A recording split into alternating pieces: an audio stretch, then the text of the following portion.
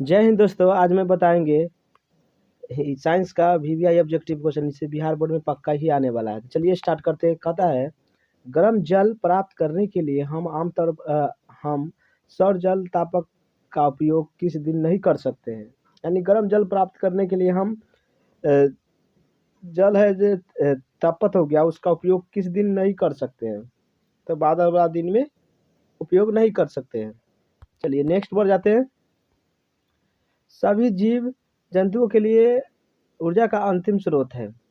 सभी जीव जंतु के लिए कौन है अंतिम स्रोत है? ग्रह नहीं हो सकता है, चंद्रमा भी नहीं होगा, कोयला भी नहीं होगा, इनमें से आपको सूर्य हो जाएगा। तो सूर्य क्या हो जाएगा? आंसर हो जाएगा। सभी जंतुओं के लिए ऊर्जा का एनर्जी का अंतिम स्रोत है। चलिए आगे बढ़ जाते हैं। निम्नलिखित में किस धातु से सोलर सेल बनता है? तो किस धातु से सोलर सेल बनता है? तो ये आपको बनता है, जस्ता से नहीं बनता है, सोना से भी नहीं बनता है, प्लेटिनम से नहीं बनता, सिलिकॉन से बनता है। धातु से सोलर बन जाता है, सोलर सेल बन जाता है सिलिकॉन से। इतना आपको समझ आ गया होगा। चलिए आगे बढ़ जाते हैं। निम्नलिखित में कौन सा ऊर्जा स्रोत और ऊर्जा के उत्पन्न नहीं करता है? कौन उत्पन्न नहीं करेगा? तो ये आपको नाभिकीय ऊर्जा है, जो उत्पन्न नहीं करेगा। किसको? ऊर्जा स्रोत को। ऊर्जा के उत्पन्न नहीं कर सकता है, ऊर्जा स्रोत नहीं करेगा नाभिकीय ऊर्जा को। चलिए आगे बढ़ जाते हैं। अगला है पवन विद्युत जनित्र में पवन की चाल कम से कम कितना होना चाहिए?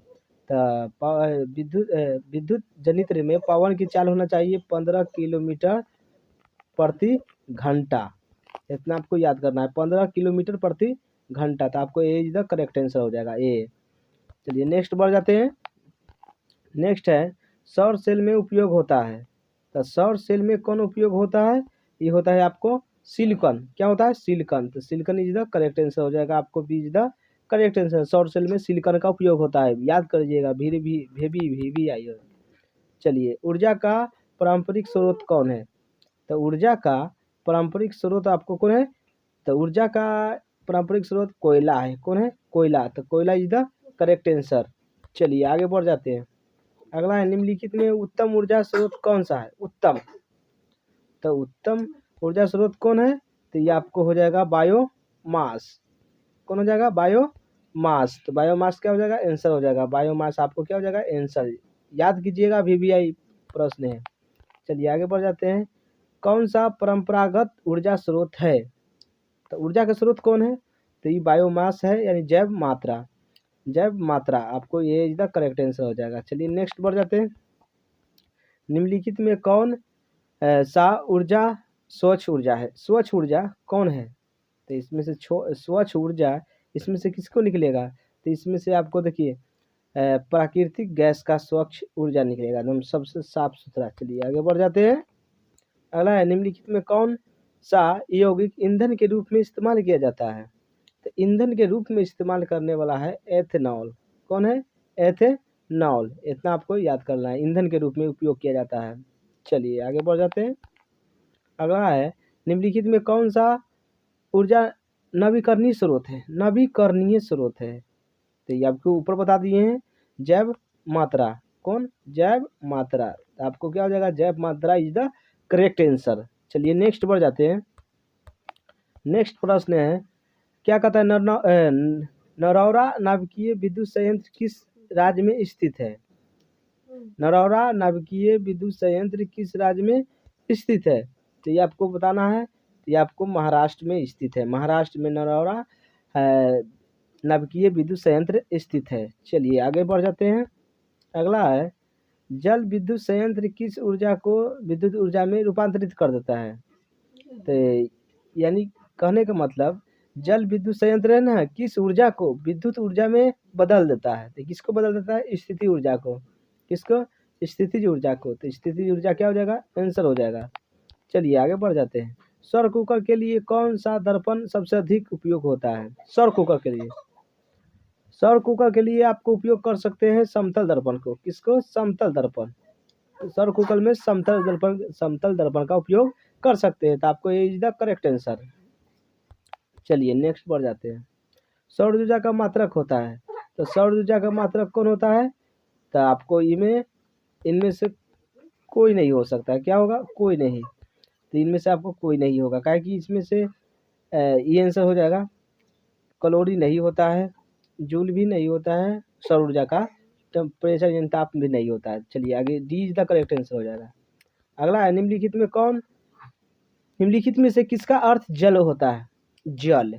तो जल किसके बनता है? हाइड्रा से बनता है, हाइड्रोजन से, hydra is the correct answer. चलिए आगे बढ़ जाते हैं। निम्नलिखित में किसका उपयोग खाना बनाने के लिए ईंधन में नहीं किया जाता है? तो खाना बनाने के लिए कोयला का उपयोग किया जाता है, बायोमास का, एलपीजी का तो सबके है, लेकिन सीएनजी गैस है, इस किसके लिए होता है? जैसे सीएनजी वो निकला है ना टेम्पो, उसके लिए है, टेम्पो के लिए सीएनजी का उपयोग किया जाता है। चलिए आगे बढ़ जाते हैं। हमारी आकाशगंगा की आकृति सामने से कैसी होती है? तो हमारी आकाश गंगा की आकृति कैसी होती है? सामने कैसी होती है? दीर्घ वृत्तीय। कैसा? दीर्घ वृत्तीय। तो आपको एज द करेक्ट आंसर हो जाएगा। चलिए नेक्स्ट बढ़ जाते हैं। नेक्स्ट है, नाभिकीय विखंडन को नियंत्रित करने में प्रयुक्त होता है। तो नाभिकीय विखंडन को कौन नियंत्रित करता है? तो ये आपको करता है कैडमियम का क्षार। कैडमियम का क्षार, आपको ये सीधा करेक्ट आंसर करना है। चलिए आगे बढ़ जाते हैं।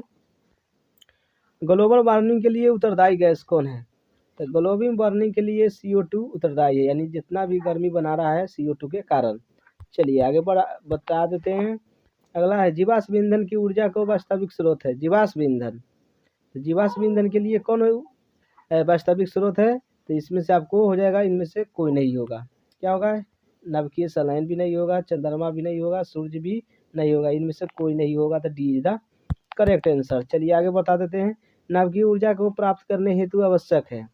अब नाभिकीय ऊर्जा को किससे प्राप्त कर सकते हैं? तो ये आपको कर सकते हैं यूरेनियम से। किससे? यूरेनियम। तो uranium is the correct answer. नाभिकीय ऊर्जा प्राप्त करने के लिए किसका उपयोग करना चाहिए? आवश्यक है यूरेनियम का। चलिए आगे बढ़ जाते हैं। निम्नलिखित में कौन जैव मात्र ऊर्जा का स्रोत नहीं है? तो ऊर्जा का स्रोत कौन नहीं है? तो ये आपको नाभिकीय ऊर्जा नहीं है स्रोत। तो आपको सी इज द करेक्ट आंसर। ये सब लकड़ी गैस, गोबर गैस, ये सब है। चलिए आगे बढ़ जाते हैं। नाभिकीय ऊर्जा स्रोत है। नाभिकीय ऊर्जा स्रोत कौन है इसमें से? तो इसमें से आपको सौर ऊर्जा हो जाएगा। सौर ऊर्जा इज द करेक्ट आंसर, नाभिकीय स्रोत है। चलिए नेक्स्ट बढ़ जाते हैं। प्राकृतिक में पृथ्वी पर ऊर्जा का मुख्य स्रोत कौन है? प्राकृतिक में, तो इसमें आपको प्राकृतिक में चल जाएगा तो सूरज हो जाएगा। क्यों जाएगा? सूरज। क्यों जाएगा? सूरज।